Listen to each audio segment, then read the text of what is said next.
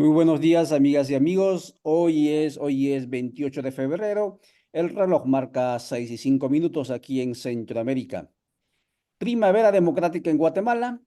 El país centroamericano, luego de un nublado proceso electoral general del 2023, ocasionado por los mismos magistrados del Tribunal Supremo Electoral, cuyos resultados fueron resistidos con medidas judiciales por facciones del poder desobediente al gobierno norteamericano, finalmente pudo estrenar nuevo presidente de la República en los primeros minutos del día 15 de enero del presente año.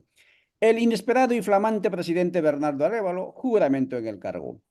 La promesa central del gobierno de Arévalo está centrada en la lucha contra la corrupción, recuperación de las instituciones cooptadas por el crimen organizado, la seguridad ciudadana, entre otras. Ya transcurren 45 días del nuevo gobierno. Los actores judiciales visibles que se opusieron a los resultados del proceso electoral continúan en sus funciones, incluso más envalentonados que antes.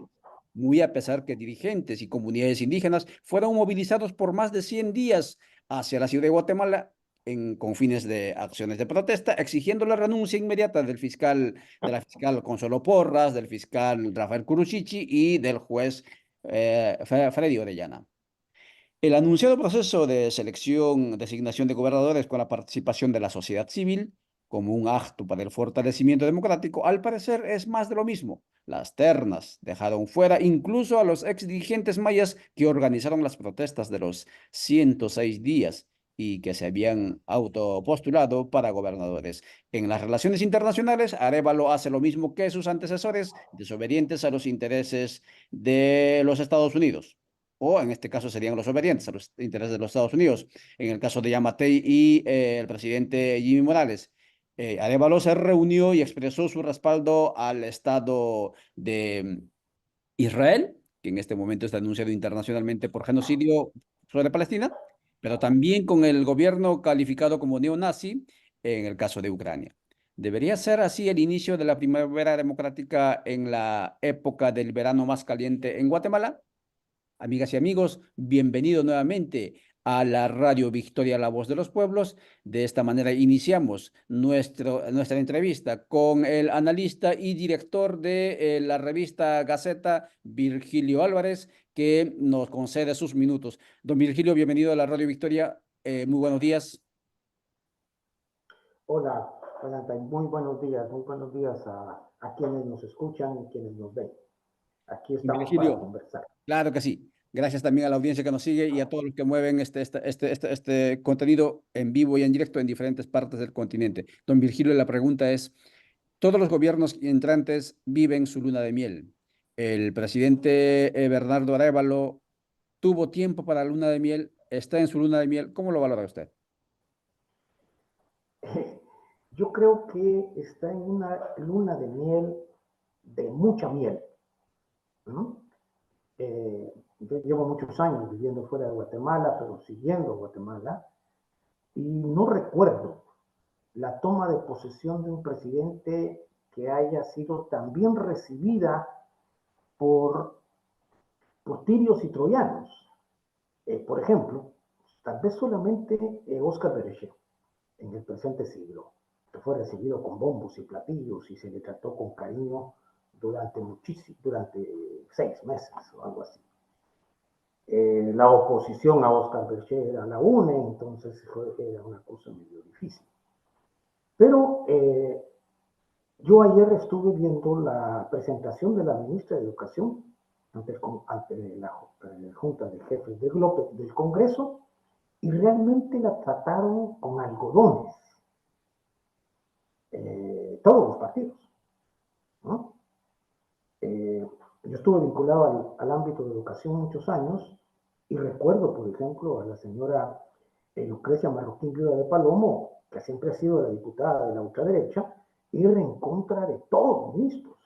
Ahora la ministra Yaca la trató, pero con un cariño maternal. Es decir, con esto lo que quiero decirte es que la luna de miel está completa, completa. Medios de comunicación, diputados, opositores, bueno, el CACIF obviamente está feliz y contento, eh, las organizaciones internacionales, etc. Hay una luna de miel completa. Pero, además, también, Hay una luna de miel con Consuelo Porras. Hay una luna de miel con Curruchiche, porque simplemente el ministro de Gobernación, que es el obligado a tener una relación con el Ministerio Público, no simplemente ha tenido una relación de exigencia, de responsabilidad, especialmente exigiéndolo públicamente, sino que públicamente ha circulado por el mundo, no solamente en Guatemala, esa, exten esa extensión de sus brazos para recoger en su seno a Consuelo Porras. Eso también es luna de miel. Yo no entiendo, realmente no entiendo cuál es la estrategia del presidente Arevalo y su equipo para enfrentar a Consuelo Porras, que están ahí dando el golpe de Estado. La denuncia de la expresidenta de la Corte Suprema de Justicia, de que lo que quiere el MP es realmente deslegitimar el proceso electoral. Mientras el MP no levante todas las denuncias que hizo contra el partido Semilla, contra el presidente, contra la vicepresidenta, contra el proceso electoral, contra los miembros del Tribunal Supremo Electoral en lo que se refiere a la elección, esa elección está puesta en cuestión jurídicamente. Y la mujer, la señora, doña Consuelo, está simplemente esperando el momento para dar el golpe. Acabo de abrir un tuit de Enrique Naveda, que fue director de la revista Plaza Pública durante mucho tiempo, y él se pregunta, nada ha desgastado, o más bien afirma, nada ha desgastado tanto al gobierno de Bernardo Arévalo como sus gestos de amable acercamiento o su capitulación con aire de superioridad moral frente a Consuelo Porras. Es difícil entender la tosquedad y torpeza con que el gabinete está afrontando un asunto tan central. A mí me parece que la afirmación de Enrique resume la sensación de mucha gente. La mía, por lo menos, es esa. ¿Sí? No se entiende. El presidente en su entrevista, me parece que fue el lunes, y ya lo había dicho en España, es que él no puede sacar a la señora jefe del MP, pero que espera que que la justicia, ¿verdad? Que las cortes hagan su trabajo. Por favor, por favor. Si las cortes están ahí sí que, ¿cómo decir? Enredadas, unidas totalmente con Consuelo Porras. La Corte de Constitucionalidad y la Corte Suprema de Justicia están totalmente unidas al comportamiento del MP. Lo que hizo la Corte de Constitucionalidad es, al final de cuentas, concederle a Estados Unidos, para que no les quitaran la visa, la toma de posesión de Bernardo. De ahí en adelante, que se cuide. Entonces, la luna de miel es completa. Ahora no sabemos si al regreso del hotel de la luna de miel van a seguir casados. No sabemos si van a seguir casados. Bien, son las 6:14 aquí por Centroamérica. Estamos conversando con el analista, el asiduo escritor Virgilio Álvarez de la revista La Gaceta. Em, Vamos a variar un tanto la pregunta que le había planteado inicialmente con lo que acaba de afirmar usted. Lo que nos interesaba abordar, aunque ya lo abordó usted, es el tema de en qué había quedado esta demanda central, digamos, ¿no? De la renuncia, porque claro, tanto campo y ciudad, creo que no voy a decir que fue un fenómeno, pero sí fue un acto que no se había visto en los últimos años, no sé si antes se había visto en Guatemala, sectores urbanos altamente, digamos, censurados como racistas, etcétera, por ser sociedad mestiza, ladina, por sectores indígenas, hasta cierto punto obedientes, aplaudiendo ser dirigidos por dirigentes indígenas en esta lucha contra No sé si contra la corrupción o contra un enemigo común interno construido como sería, digamos, Consuelo Porras, Curuchichi y Orellana, que en cierto modo, según nuestro análisis, no son los responsables de la situación del país. Al fin y al cabo, ellos son peones como muchos otros, obedeciendo mandos, digamos, superiores. ¿En qué queda esta atmósfera que en alguna medida, no sé si creó alguna subjetividad colectiva de convivencia y al mismo tiempo de esperanza de cambios en el país en este contexto, don Virgilio? Oye, yo creo que estamos muchas veces los analistas, los científicos sociales, los académicos, los politólogos, confundimos procesos sociales con procesos políticos, o político-electorales más concreto. Una cosa es la elección, otra cosa fue la movilización social y lo que tú dices, que es muy claro, por primera vez en la historia nacional, son los pueblos originarios, los líderes de los pueblos originarios, quienes se movilizan y llevan junto a ellos a sectores mestizos y hasta ladinos, que hay que separarlo, ¿no? La cultura mestiza es la nuestra, la mía, la tuya. Ahora, la cultura ladina es la cultura de la superioridad, de la que los que se han comprado el discurso del criollo. Pero hasta gente de ese tipo estuvo asumiendo, aceptando ese liderazgo de los líderes de los pueblos originarios. Entonces, este hecho histórico tenemos que entenderlo en toda su dimensión. Es un momento de cambio, necesariamente. Obviamente, es un cambio político, social. Es un cambio en el cual, si no viene una represión muy fuerte que puede venir a desmantelar esto, eh, pues es un cambio que va a producir en el corto o mediano plazo cambios sociales en Guatemala muy grandes. Esa es mi esperanza. Y eso es a lo que yo en lo personal le llamo la primavera. Esa es la primavera que está empezando a ver en Guatemala. Ese cambio en el comportamiento social y político. Yo creo que el grupo del presidente Arevalo está confundiendo un poco las cosas. Cree, o puede que esté creyendo, que este apoyo fue a su favor, única y solamente. Y no, la gente se movilizó en contra de toda una crisis institucional política, en contra de los fraudes, en contra, no, es decir, hagamos un momento de parón. El primer grupo que es excluido del proceso electoral es el Movimiento de Liberación de los Pueblos, excluido de una manera atroz. Esta organización no tuvo la capacidad, ni el interés o el deseo, no sé qué pasó, pero no hizo movilización social para realmente captar la repulsa que en la sociedad guatemalteca había.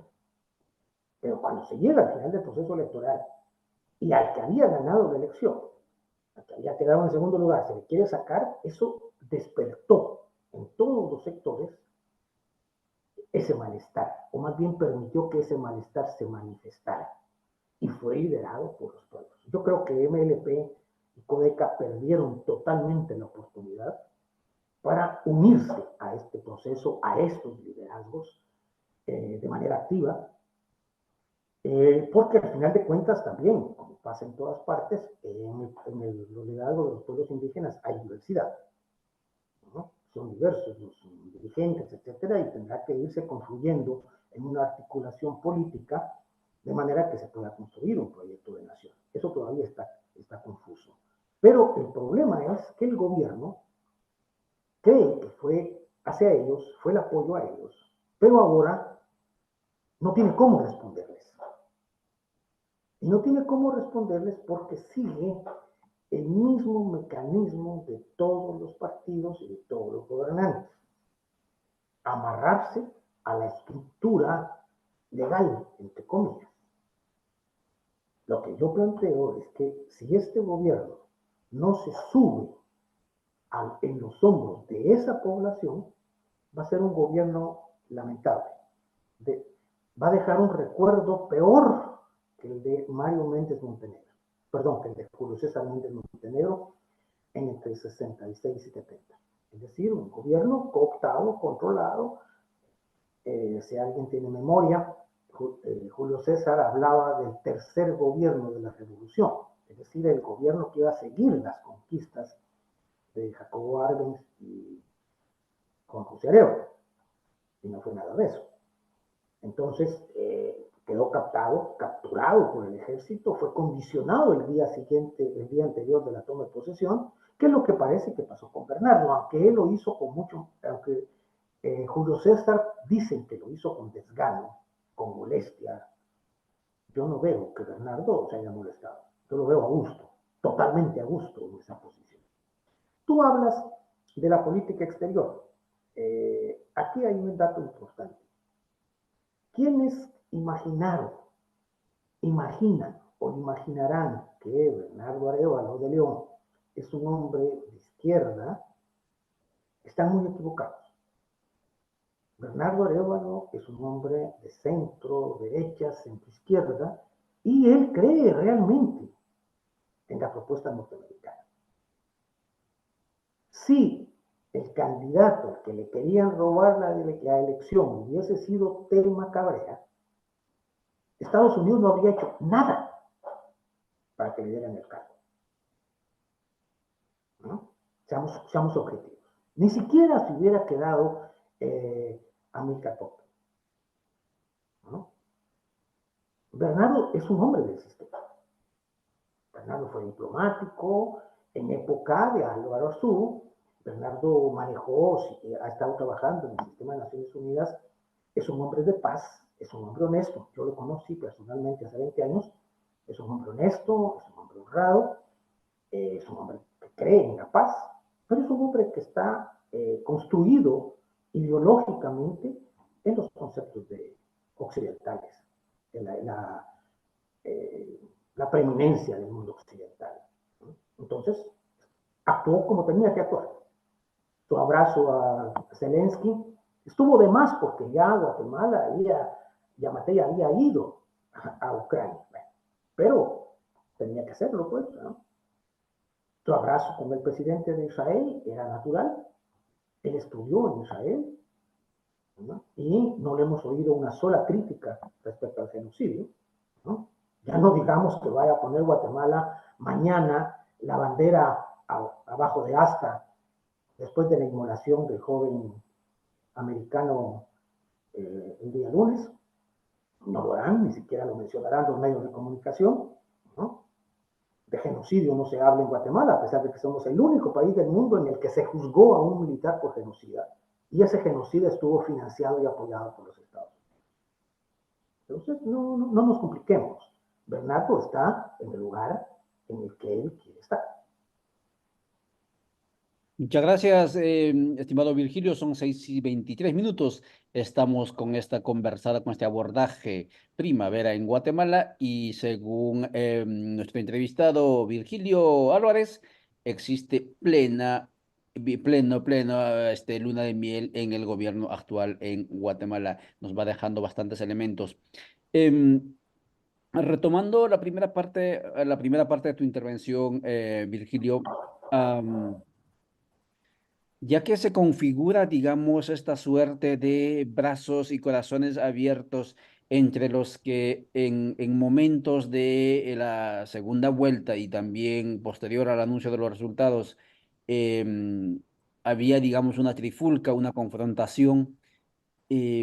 ¿Habrá alguien que está por encima de todos moviendo los hilos para que se restaure la paz de la República, que las instituciones públicas que jamás funcionaron para las grandes mayorías, y muestra de eso es el cerca de más del 60% de la pobreza en el país, etcétera, en 200 años de república, etcétera, acumuladas, ahora se reoxigenen? ¿Habrá algún interés de que efectivamente esta institución, que para muchos, institucionalidad, para muchos ha sido letal, eh, reoxigene y tome fuerzas e incluso se pueda trasladar, exportar a otros países como un modelo de democracia 2.0, digamos, en estos tiempos? ¿Será posible? ¿Estará ocurriendo eso? Yo creo que ese es el proyecto. Es el proyecto del CACIF.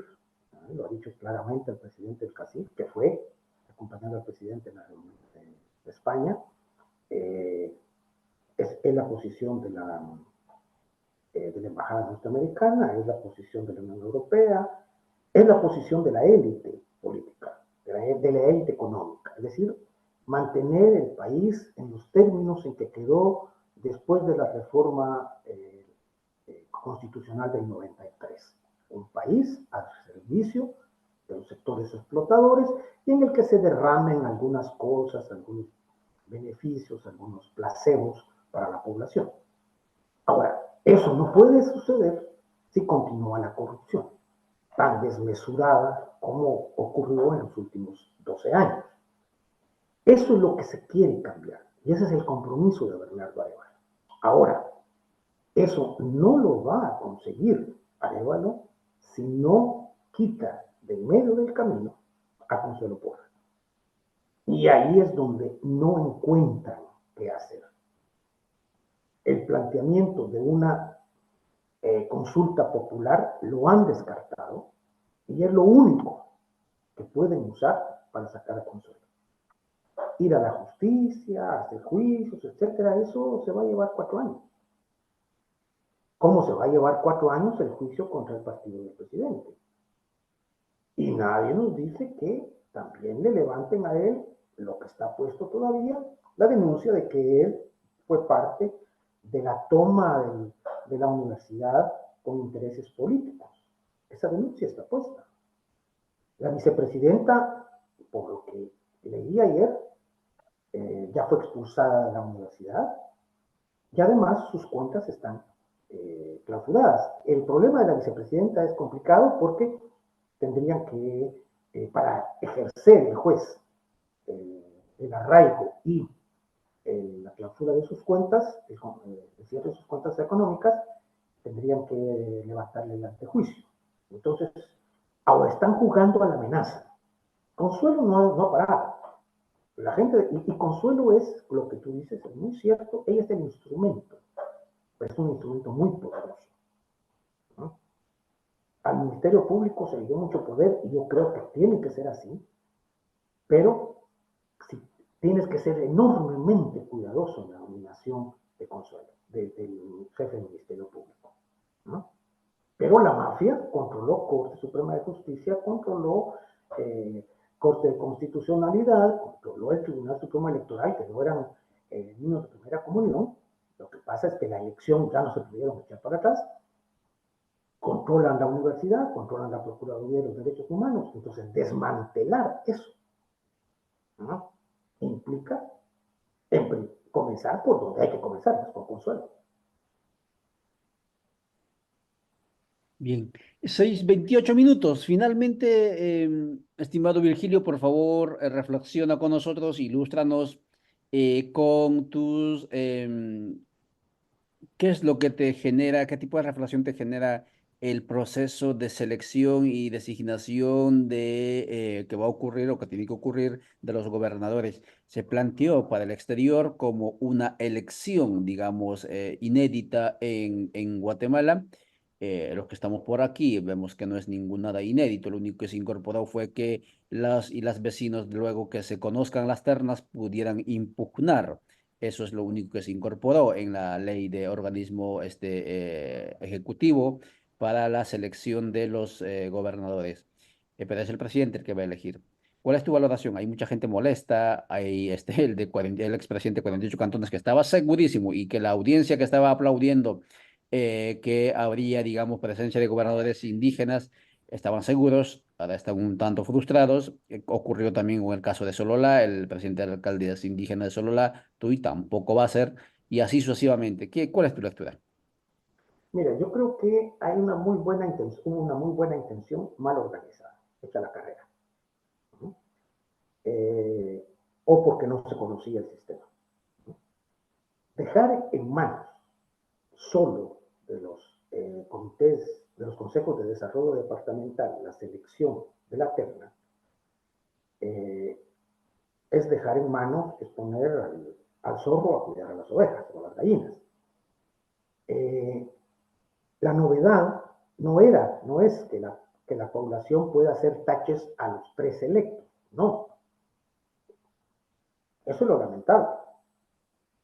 La novedad era que la sociedad podía presentar taches a todos los candidatos, hacer críticas a todos los candidatos, para que en el buen pensar, ¿no?, en el bondadosa imaginación de quienes diseñaron el proceso, los consejos departamentales de desarrollo van a tomar todas las observaciones y les darían cumplimiento. Falso. Los consejos de desarrollo son nidos de ratas. Son los grupos operativos de los gobernadores. Entonces, los consejos de desarrollo habrán tres gentes decentes y los demás están viendo qué chamba les va a dar el gobernador, con qué se quedan, qué ponen, etc. Y eso no es de hoy. Eso es un problema de la ley de consejos de desarrollo. Porque la ley de consejos de desarrollo supone la participación social, pero no existe. No se controla, no se obliga a los alcaldes a realmente organizar movilización social. Eso yo lo dije hace 22 años cuando se aprobó la ley. Es una ley de muy buena intención, pero mal hecha, porque no obliga a la participación, no obliga a que se abran los recursos. Entonces, los que son miembros de los comités, los COCODES y los COMUDES, es gente próxima al poder y cada vez más próxima a la corrupción. Entonces, lo que se debería haber hecho es lo que tú dices, que ahora con las 3 ternas fuera la comunidad la que dijera, bueno, estos 3 no vuelvan a hacerlo. Yo creo que el presidente antier abrió también esa posibilidad. Dijo, bueno, si las ternas, si los que llegan no tienen las características, pues se tendrá que volver a hacer la selección. Es más, la ley simplemente dice que es el presidente el que escoge a los gobernadores. Entonces el presidente puede decir, bueno, mire, esta terna no me satisface y yo nombro a fulano. Puede ser, pero lo más lógico sería regresa y vuelven a hacerme otra terna. Aquí viene otro problema. ¿Quién funge como gobernador mientras tanto? El anterior, el nombrado por Yamatei, que en general tiene todos los negocios, o se pone un gobernador interino. Yo creo que está faltando astucia política de parte del grupo en el gobierno para enfrentar estas situaciones. Habilidad política y movilización social. Por ejemplo, también el error fue que se dejó en manos de los COCODES. A ver, los CODERES, consejos de desarrollo departamental. Porque los casos que yo conozco, Zacatepeques, Alta Verapaz, Suchitepeques, simplemente ellos recibieron la información, los taches, y se encerraron a tomar decisión. No fueron eventos abiertos. Entonces, obviamente, pusieron a sus cuates. Y el caso de Totonicapán es ejemplar. Yo creo que con Totonicapán tenemos hay un desconocimiento. El movimiento de los 48 cantones es un movimiento de origen colonial, ¿no?, de defensa del territorio, de defensa de la comunidad, pero que no tiene implicaciones en el ámbito de la política. Totonicapán es un departamento altamente segregado, ¿no?, y los políticos manipulan las votaciones. Y a los 48 cantones nunca les ha interesado la política, la política partidaria, porque lo que ellos quieren es beneficios para la comunidad, mantener sobre todo el derecho y el mantenimiento de las propiedades comunitarias. Entonces, es una lógica que está al otro lado de la política partidaria. Entonces, que Pacheco se presentara como candidato. Pacheco es abogado, Pacheco es comerciante, Pacheco tiene una presencia en la comunidad, pero al haber tomado la actitud que tomó en defensa de la democracia, obviamente los miembros dueños de la riqueza de Totonicapán no lo van a querer, ¿no? Y el Consejo Departamental de Desarrollo obviamente no estuvo presente en las movilizaciones, ¿no? Los políticos, piensa que, los, eh, que los partidos más reaccionarios fueron los que eligieron diputados en Totonicapán. Entonces, esa lucha al interior de la sociedad totonicapense tampoco se hace transparente, porque estamos centrados en la capital. Pero es lo mismo que pasa en Quetzaltenango, parecido con lo que pasa en Baja de la Paz, ¿no?